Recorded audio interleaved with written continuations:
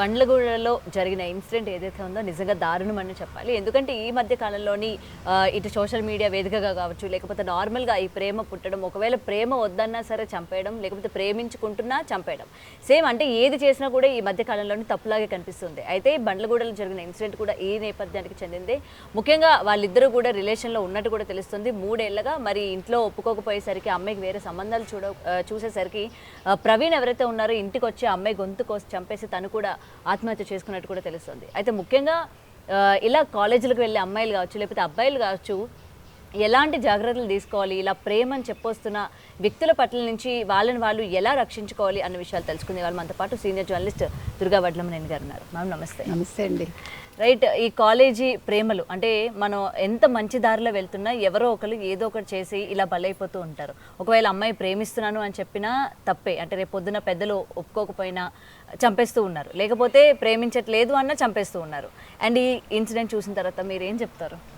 ఇప్పుడు మీరు చదువుకోవడానికి వెళ్ళేటప్పుడు మీరు అదే ఒక గోల్ పెట్టుకోండి అమ్మా. ఎవరైనా సరే ప్రేమలు వస్తాయి, ఎవరో ఒకరు ప్రపోజ్ చేస్తారు, కానీ అది లైఫ్ కాదు కదా. ఇప్పుడు మీరు ఏమీ సెటిల్ కాకుండా మీ కాళ్ళ మీద మీరు నిలబడకుండా వాడెవడో నువ్వు బాగున్నావని, వాడేదో నీకేదో ఒక చిన్న గిఫ్ట్ ఇచ్చాడని పడిపోయి కన్న తల్లిదండ్రులను బాధ పెట్టి మీరేం బాగుంటారు? నేను అనేది ఏంటంటే, మీకు ఒకవేళ నిజంగా నచ్చాడు అనుకో, మీరు క్లియర్ కట్గా ఉండండి. ఓకే, నీది డిగ్రీ అవని, నువ్వు ముందు ఒక ఉద్యోగం సంపాదించుకొని వెయిట్ చేస్తానని చెప్పండి. ఇద్దరు ఒక అగ్రిమెంట్ రాసుకోండి కావాలంటే. ఓకే, నీకు నాకు కుదరకపోతే మనం విడిపోదాము, ముందే ఆ అగ్రిమెంట్ చేసుకోండి. అలాంటప్పుడు ఏమవుతుందంటే ఇలాంటి చావులంతా కూడా జరగవు.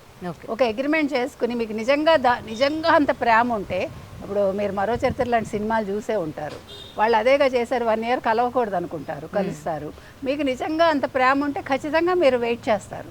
అంతేగాని కలిసి తర్వాత శారీరకంగా కలిసి ఆ తర్వాత ఒక హక్కు నాకు నీ మీద అని ఒక అబ్బాయి అనడం, ఇప్పుడు మీరు ఏమంటారు, సహజీవనంలో మీరు కోరుకునేది ఏంటి? మనం కలిసి ఉందాము, నచ్చకపోతే విడిపోదాము అనుకుంటున్నారు.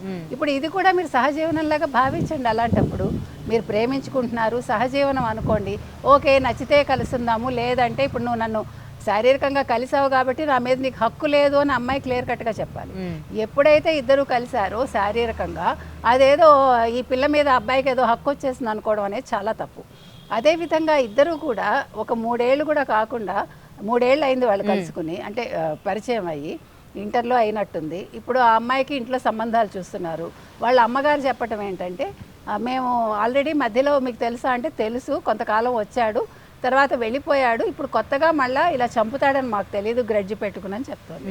అంటే వీళ్ళు మంచిగా కూర్చోబెట్టి మాట్లాడి ఉండొచ్చు, మీరిద్దరూ ఇంకా మళ్ళీ కలుసుకోకండి అంటే కలుసుకోమని చెప్పి ఉండొచ్చు. వాళ్ళు చెప్పాక ఆ ఈ పిల్లకి సంబంధాలు చూస్తున్నారని ఒక కోపం కొద్దీ, ఎందుకంటే వాడు చదువుకున్నాడో లేదో, చదువు పూర్తయిందో లేదో తెలియదు, 2 ఉద్యోగం ఉందో లేదో తెలియదు, ఆర్థికంగా ఎలా ఉన్నాడో తెలియదు. ఈ అమ్మాయి మాత్రం వీళ్ళకి ఒక్కతే కూతురు, చాలా గారాభంగా పెంచుకున్నారు. వీళ్ళు ఏదో ఆ పిల్లని మంచిగా సెటిల్ చేయాలనుకున్నప్పుడు ప్రేమ ఎప్పుడూ కూడా ద్వేషించదు, ప్రేమ ఎప్పుడూ కూడా ప్రాణాలు బలి తీసుకోదు. అంటే ఇది ప్రేమ కాదు, వాడొక శాడిస్ట్గా మనం భావించాలి. ఆ అమ్మాయి ఎక్కడ పెళ్లి చేసుకుని సుఖపడిపోతుందో, నాకు కాకుండా పోతుంది అనేది ఎప్పుడైతే ఆ పిల్లాడి మనసులో వచ్చిందో, వీళ్ళ జీవితాలు ఆలోచించుకోవట్లే, వీళ్ళని కనిపించిన తల్లిదండ్రుల జీవితాలు ఆలోచించట్లే. ఇప్పుడు ఆ పిల్లాడి సైడ్ ఆ తల్లిదండ్రికి ఎంత బాధ ఉంటుందండి? మనం చూసాము, తల్లిని చంపిన కేసులో ఆ పిల్లాడి తల్లి ఏం మాట్లాడిందండి? నా కొడుకు 2 రోజులు పోతే నేను తెచ్చేసుకుంటాను, వాడు చంపడం కరెక్ట్ అంది. అంటే తల్లిదండ్రులు కూడా ఇలాంటి ఆలోచనలు చేయడం తప్పు కదా.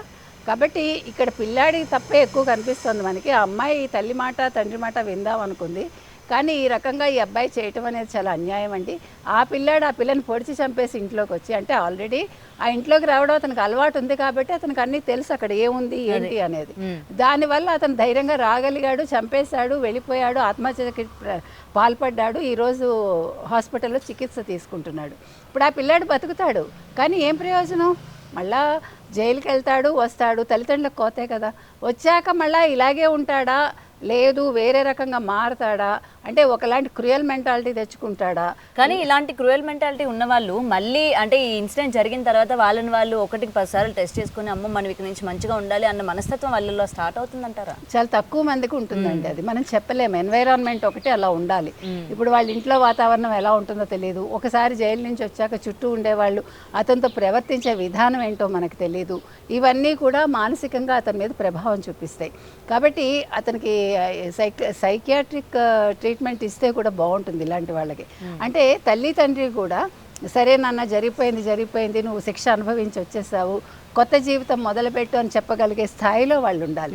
కానీ వాళ్ళు ఎలా ఉన్నారో మనకు తెలియదు, వాళ్ళ ఆర్థిక స్థితిగతులు ఏంటో మనకు తెలియదు, ఆ తల్లిదండ్రి చదువుకున్నారా లేదా తెలియదు. ఇవన్నీ కూడా అంటే వాతావరణంలో ఇన్ని రకాల ప్రభావాలు ఒక వ్యక్తి మీద ఉంటాయి. కాబట్టి ఈ విషయంలో రమ్యని చంపటం చాలా తప్పండి. ఆ తల్లిదండ్రుల వేదన మనం అర్థం చేసుకోవచ్చు. అదేవిధంగా ఈ పిల్లాడు ఎవరైతే ఉన్నారో ఇతను చంపటం అనేది కూడా చాలా తప్పు. ఏది ఏమైనా ఇవాళ నష్టపోయింది రమ్య తల్లిదండ్రులు ముఖ్యంగా. ఆ అబ్బాయి తల్లిదండ్రులు కూడా బాధ ఉంటుంది, అది వేరు. కానీ వాళ్ళు కూడా కంట్రోల్ చేశారా లేదా పిల్లాడిని, నువ్వు ఓకే వదిలేసావు నువ్వు గ్రడ్జి పెంచుకోకు అంటే ఆ పిల్లాడు వినే స్థితిలో ఉన్నాడో లేదో, తల్లిదండ్రుల మాట వినలేదేమో, మనం ఏదీ చెప్పలేం. కాబట్టి వీటికి పరిష్కారం ఏమిటి అనే దానికి ఎవరికి వాళ్ళే పరిష్కారం వెతుక్కోవాలండి. ముఖ్యంగా ఆడపిల్లలు ఎవడైనా ప్రేమిస్తున్నాన్ని వెంటబడితే వెంటనే మెలికలు తిరిగిపోయి ఇష్టపడిపోయి తర్వాత కష్టాలు కొని తెచ్చుకోకూడదని నేను చెప్తున్నాను. రైట్. అండ్ ఇక్కడ పేరెంట్స్ ముఖ్యంగా మీరు ఇందాక అన్నట్టు పేరెంట్స్ పాత్ర కూడా చాలా ఇంపార్టెంట్. అండ్ స్టార్టింగ్ నుంచి కూడా వాళ్ళ మదరు నాకు తెలుసు అండి అబ్బాయి వస్తున్నాడు, మాకు తెలుసు ఇంతకు ముందు వచ్చేవాడు అని చెప్తున్నప్పుడు అంటే ఇక్కడ పేరెంట్స్ కూడా ఒక మనిషిని మేము ఇష్టపడుతున్నాము అని చెప్పిన తర్వాత ఇంటి వరకు రానివ్వడం లేకపోతే వాళ్ళతో మాట్లాడడం కానీ ఇక్కడ ఎంతవరకు కరెక్ట్ అంటారు? ఎందుకంటే అలాగా వీళ్ళు కూడా ఎక్కడో ఒక దగ్గర మంచిగా ఉండబట్టి వాళ్ళ వాడికి అంత ధైర్యం వచ్చింది అనుకోవచ్చా? అంటే ఇక్కడ తల్లిదండ్రులు కూడా మనం పూర్తిగా తప్పు పట్టలేమండి. ఇప్పుడు ఆడపిల్లలు కూడా నేను తీసుకొస్తాను నువ్వేం చేస్తావు, లేదంటే నేను వాడితే వెళ్ళిపోతాను అన్నప్పుడు తల్లిదండ్రులు ఏం చేయలేక ఒప్పుకుని ఉండొచ్చు. సర్లే అదేదో ఇంట్లోనే కూర్చొని మాట్లాడుకుంటే మన కళ్ళ ముందే ఉంటారు, కొంచెం పరువు నిలుపుకోవచ్చు అని కూడా భావించి ఉండొచ్చు, మనకు తెలియదు. కాబట్టి ఇక్కడ పూర్తిగా తల్లిదండ్రులే తప్పు అని మనం చెప్పలేము. పిల్లలే ఆలోచించుకోవాలండి, మనం తప్పు దారిలో వెళ్తున్నామా, అసలు ఈ ప్రేమ మనకు అవసరమా, మన వయసు ఎంత, మనం అసలు ముందు ఆర్థికంగా ఎలా బతుకుతాం మనం.